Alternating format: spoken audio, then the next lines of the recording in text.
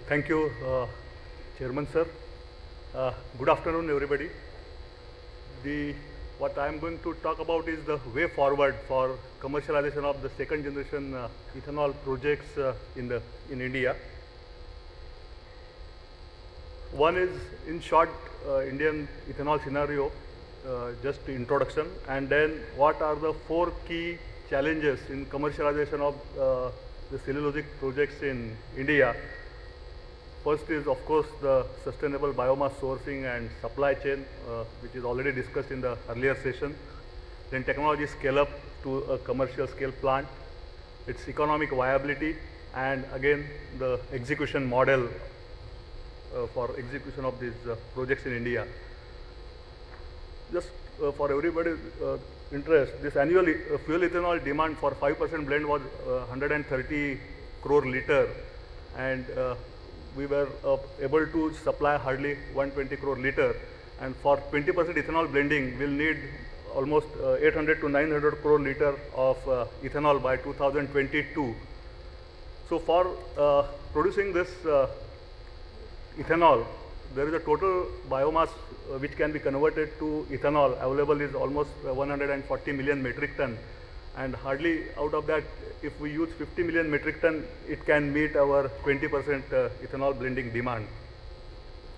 So what are the key challenges? So sustainable biomass sourcing. Now first based on the biomass assessment with the definite radius of operation for say it is a 100 KLPD plant, we will need 400 ton per day of feedstock every day on dry basis, and it has to be sustainably supplied for almost 350 days. So which will need almost 1,40,000 metric ton per annum of feedstock. Again, if it is rice straw, the harvesting period is hardly 45 days to 60 days. So after that harvesting, it has to be stored for rest of the year. So that storage is, and again densification and logistic of that rice straw, all these activities need to be covered. So for that, the complete assessment that need to be studied, and then again establishment of a sustainable supply chain model where we have to check the efficiency of this collection, then again what are the mechanizations which are available for this collection, and then again the farmers, then local village level entrepreneurs, that entire supply chain need to be created so that we'll get this at the site, and then again roads and other infrastructure also need to be properly developed at village or district level if it is not available. So there has to be a sustainable model involving the entire supply chain stakeholders. So one of this in the morning already we discussed that unless farmer is a stakeholder in this supply chain, unless he sees some benefit, we will not be able to get this entire feedstock on the sustainable basis. So how we can engage them, and how some part of the profits or some part of the dividends are paid back to the farmers, like the cooperative model or Amul dairy model. So such model need to be developed here so that this sustainability can be ensured. So we need to work on such type of models. Again, this typical India biomass analysis. So mainly here, if you can see glucan and xylan, which are the desirable products, but along with that, other undesirable components are also there in the feedstock. So again, technology need to have a complete grip on the variation on this feedstock, mainly seasonal variation and also the overall compositional variation in the overall geography. So that is also important aspect. So first challenge was biomass assessment supply chain, and then again grip on the overall biomass composition for the technology robustness. So at Praj we have done analysis of more than 400 samples from India, and we have tested all these as per the international recognized method, and we have already run our pilot plant for last 6 to 7 years on this variety of the feedstocks. Then second is technology scale up for the commercial plants. So here what we have done in Praj last 30 years, we have scaled up first generation plants from 6 KLPD to 1200 KLPD, and same experience and expertise we are applied for commercialization of these second generation ethanol plants. So, and here again we are offering end-to-end solution from this feedstock processing up to wastewater treatment, recycle, then basic engineering services, including the PMS, EPCM, EPC offerings as per the customer's requirement. Again here the end-to-end integration, all mainly water, energy integration, recycle of the all effluent, these need to be done.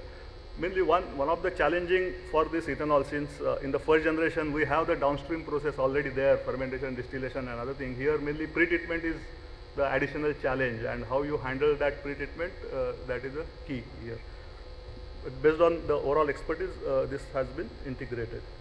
Then again, economic viability, if first generation molasses based or grain based plants are there, these capital cost of the second generation plants are 2.5 to 3 times higher. Why?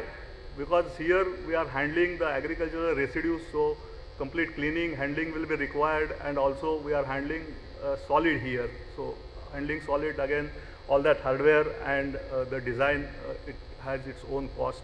Again, metallurgy of this equipment, because of the acid and other components, the special metallurgy is required in the key sections. Again, overall end-to-end unit operations, the unit operations are more than the first generation ethanol process. And then again, requirement of land is also higher because of the feedstock storage and overall the unit operations which we need.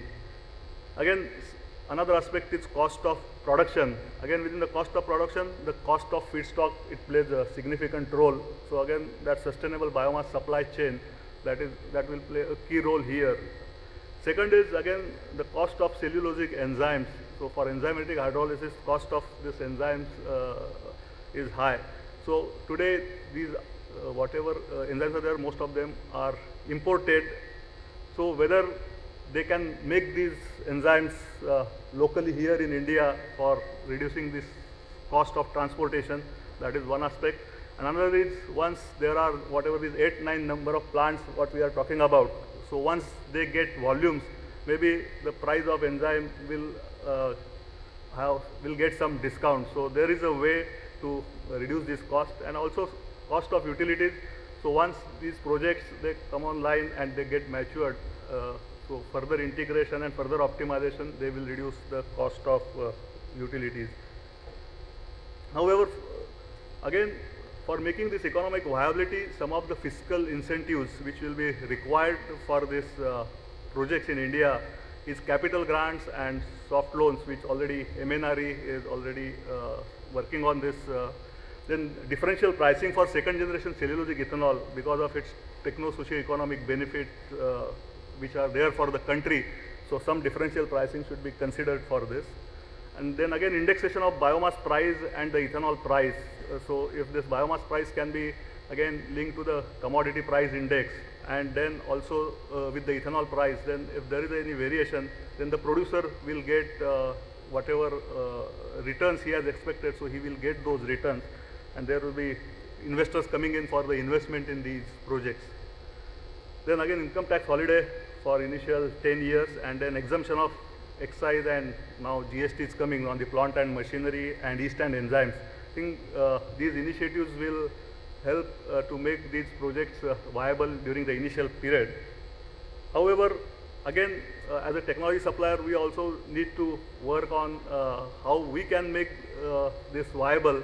So within that, if we have our own biorefinery, so it's not only ethanol, along with ethanol, again a clean transportation fuel like bio-CNG, and the again power if we generate and we export this power and CNG, then this smart biorefinery will have a good amount of project returns, even with these government fiscal incentives. And with these incentives, the overall returns will be attractive for the investors. In the execution model, so there are some of the policy interventions which will be required for implementation of these projects. Mainly environmental clearance today for first generation distillery, it takes anywhere between 10 to 12 months.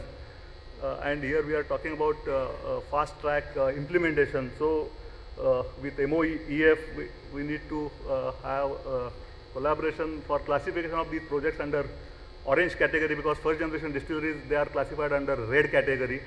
Then also waiver of the environmental impact assessment study and the EMP studies, waiver of public hearing, and single window processing. So these can actually reduce the overall getting this environmental clearance at timing. Then also offtake of this ethanol, bio-CNG and power. So long-term offtake with fuel purchase guarantee contracts with the ministries. And then most important thing is catchment area for this biomass collection, because if there is one project coming somewhere, so we need to have that area, catchment area reserved for that project, so that there will not be competition within that area and no other project should come there. So that also needs to be worked with the state government. And then again, availability of land for biomass storage depots. So there will be a land requirement and long-term basis. So these two things will be required from the state government agencies here. So from company side, what Praj is doing, from concept development to feasibility study up to after sales service. So what we are proposing as a company here, a complete end-to-end project, build, operate and then maintain for initial 2 years, so that the OMCs or other project developers, they will get confidence in the technology. So what as a company we are offering this model. So in conclusion, these fiscal benefits, policy support from the PNG and MNRE, they will definitely help in kickstarting this biomass to ethanol projects, and this will also help in achieving the EBP target of 10% initially and then to 20%. And the techno-socio-economic benefits, of course, the GHG emission savings, which will support our COP21 initiative. Another important thing, is boosting rural economy, additional income to farmers, job employment, and again entrepreneurship development, which is again one of the mission of the government, and forex savings, energy security, and economic growth. So our company is geared up to provide this end-to-end solution, and also with a green equity contribution for these projects. Thank you.